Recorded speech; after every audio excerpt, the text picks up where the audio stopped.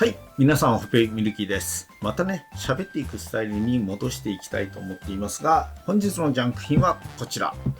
パナソニックのね、レッツノートですね。ノート PC になります。で、品番が CFSZ6 ということで、インテルの Core i5、7世代が入っている、そういうモデルになります。ジャンク症状なんですけども、BIOS のね、パスワードロック、これがかかっていると。レッツノードの BIOS パスワードのロックっていうと、解除できない、解除が非常に難しいということで有名なんですけども、ある裏技を使うことによって、それが解除されるらしいんですね。ただ、これより古いモデルとか、RZ6 では実施例があったんですけども、SZ6 では実施例がありませんでした。なので、今回ね、これを BIOS 解除、トライしてみたいなと思います。それではまず起動チェックをやっていきたいと思います。はい。では電源入れていきます。スイッチオン。パナソニックって出ますね。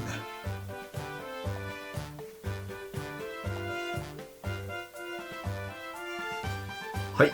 BIOS のね、パスワードを入力してくださいということで、入力画面が出てきてしまいましたね。記載されたジャンク通りということになります。では電源を落としてね、分解していきたいと思います。この後どんな困難が待ち受けているのかミルキーは知る由もない。悲劇が起こるまで420秒。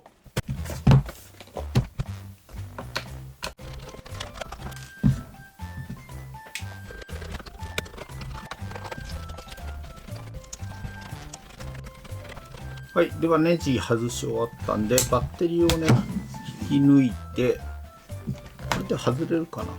外れますね。はい、外れました。バッテリーですけども 9600mAh ということで L バッテリー、大きいバッテリーが入っていました。お得ですね。でストレージなんですけども SSD も M.2 も入っていませんね。残念ながらありませんでした。 RAM はついています。でメモリは裏見てみれば 4GB か 8GB かが分かるということですね。ではちょっと基板外していきたいと思います。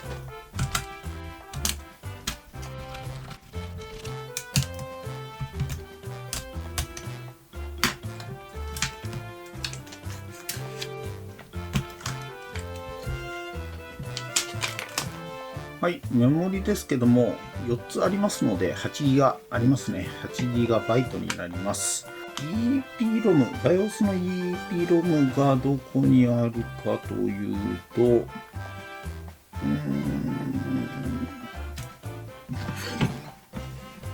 あ、これか。これですね。これが EEPROM、 BIOS が入ってる ROM ですね。こいつをちょっといじっていくことになります。はい。で、こちらが EEPROM ですね。2番ピン DO って書いてありますけども、データアウトプットになります。で、4番ピン、これグラウンドですね。で、この2つのピンをね、短絡してあげると、BIOS のパスワード画面を乗り越えていけるらしいんですね。なので、それをちょっとやっていきたいと思います。では、2番ピンのピンをね、変形させて、この基板から離したいので、まずハンダを乗せていっちゃいます。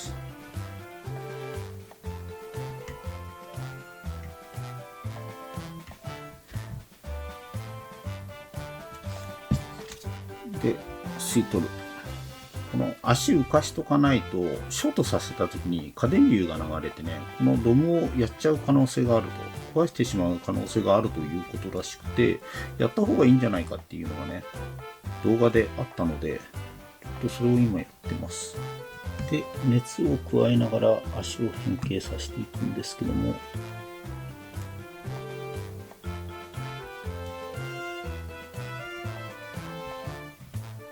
こんな感じで足を浮かしました。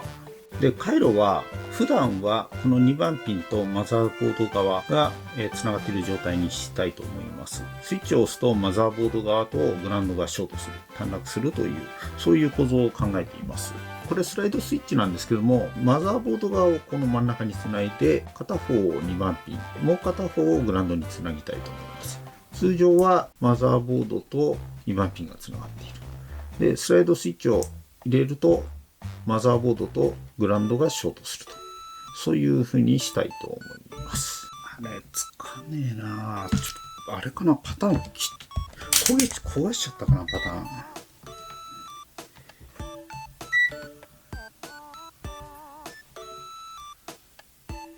パターン焦しちゃったな。いや、じゃあ、こことここ。マザーボードがここにつながってるんで、ここにマザーボード側の基板のランドが剥がれてしまったので、2番ピンとつながっているであろう抵抗に配線をつなぎます。実はこの抵抗、2番ピンとつながっていません。さあ、ドツボにはまり始めます。配線つなげちゃいますね、この抵抗のところに。壊しちゃった。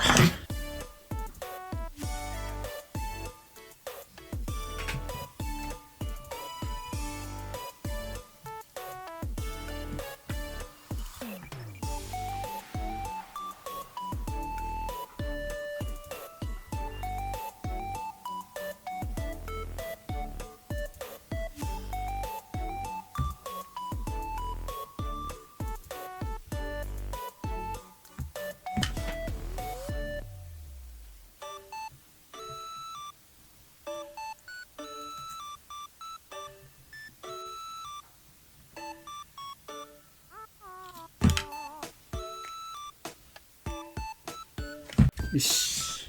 はい。では、組み立て直したので、これでね、BIOS の解除をやっていくんですけども、どうやるかっていうと、電源を入れた後に、ここにパナソニックのロゴが出てきます。で、ロゴが出てきて、2秒後に短絡をさせると。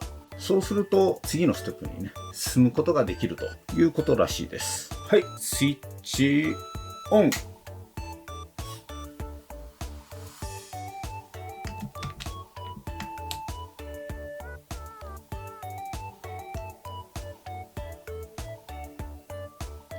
最初はね、BIOS 立ち上がるまで長いので、この後数分待ちましたが、起動することはありませんでした。もしかしたら違うところにつなげてしまったのではと、BIOS チップを外して確認することにしました。はい。今ちょっと BIOS チップね、外しちゃいました。っていうのは、ここの2番ピンね、ランドを剥がしてしまったんですね、私。で、いくらやってもくっつかないので、最初、ここの抵抗かな、ここら辺の抵抗につながってると思ってたんだけども、全然違うところですね。こっちの抵抗につながってるんですね。なので、このランド、ここを修復してから次の作業に進みたいと思います。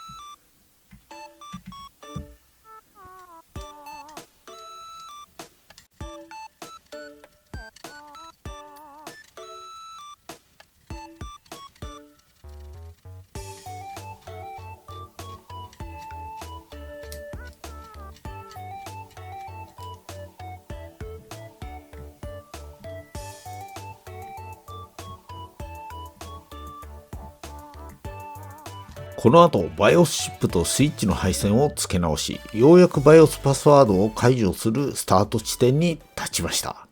はい。ですね、何が起きたかっていうとですね、BIOS 壊しちゃいました。立ち上がらなかったです。パスワード画面すら出ないっていう状態になっちゃいましたね。もうね、何なんだろう。ちょっと、ずーっと待ってもね、全然立ち上がらないんですよね。多分、一番最初に間違えたところにこう繋げて、まあスイッチカチカチやっちゃったもんで、それでね、一気に壊れちゃったと思うんですね。BIOS のデータが多分おかしくなっちゃったんだろうなと思って。で、一応 BIOS まではね、電圧のインプットとか入ってるんで、まあ BIOS 完璧に壊しちゃったっていうところですかね。いや、皆さんにね、BIOS のね、書き換えうまくできたよ、みたいなところをね、すごい頭で想像しながら頑張ってやってきたんですけども、まあ、最初にね、まあ、ちょっとへったくそなんで、判断ね。足を、BIOS の足をBIOS の足をね、剥がした時に、同時にランドまで取っちゃうっていう大失態をやってね、そっからケチがついたんですね。もう全部ダメになっちゃいました。ということで、今回はね、もう完全敗北。もうどうにもなりませんと、マザーボードっていうか、もうマザーボード、そうなんですよ。実はですね、マザーボードを買ってきちゃいました。1000円で売ってたんですね。1000円、格安で売ってたんで、マザーボード、ちょっとこの元々の番号とはちょっと違うんだけども、まあ動くだろうということで、似たような番号のね、マザーボードを持ってきたんですけども、1000円だったんですよ。で、こいつ、送料込みで3000円だったんですね。で、合わせてまあ4000円じゃないですか。4000円だったら普通に起動するやつ買っても4000円以上するんで、まあそれでもまだお得だなと思って。で、買ってきちゃいました。なので、まあ、今回の動画ね、これからマザーボードを乾燥していく、そんな動画にしたいと思います。はい、ごめんなさい。全然ね、バイオスの見せたかったな、バイオスね、パスワードを超越する。まあ、もしかしたらこれ、パスワード、ロックかかってるかもしれないけどね、ちょっと試してみたいと思います。はい。はい、じゃあまあ、サクッとね、やってっちゃおうかと思います。もう、ここら辺はね、手慣れたもんで、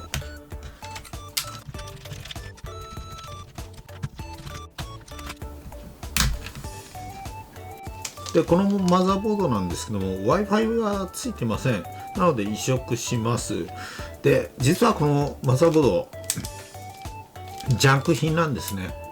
見えるかな、ここにね、Wi-Fi の切り替えスイッチがあるはずなんですよ。これ折れちゃってるんですね。だからこいつも交換してあげます。はい、では元の基板からね、ワイヤレスのスイッチを取り外したいと思います。ただ表からやってしまうとね、これ樹脂なんで溶けてしまいます。なので裏からね、加熱していきたいんですけども、ちょっとここの先端のノブのとこ、溶けないように耐熱テープで保護しておきます。で、裏から加熱をしていきます。いきます。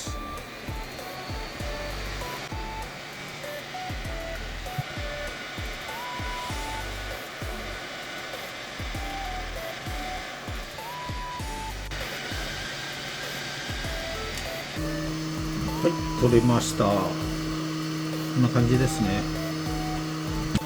で、新しい基板の方ね、折れたやつが残ってるんで、これも取っていってしまいます。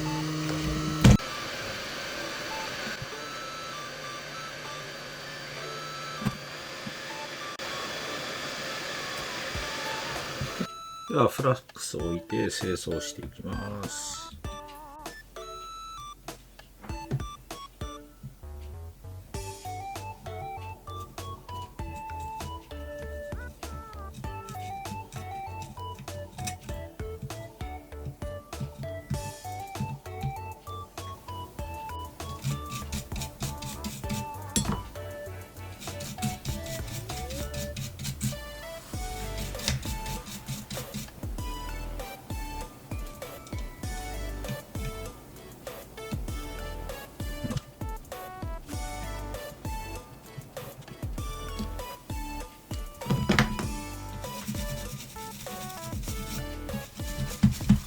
はい、ではね、ワイヤレススイッチちゃんと組み付いたんで、組み立てていきたいと思います。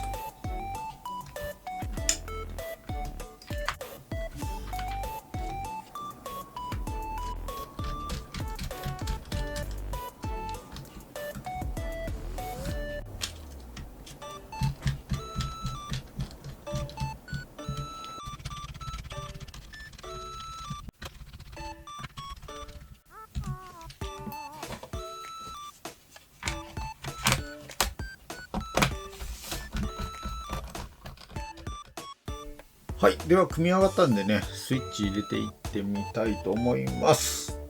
スイッチオン。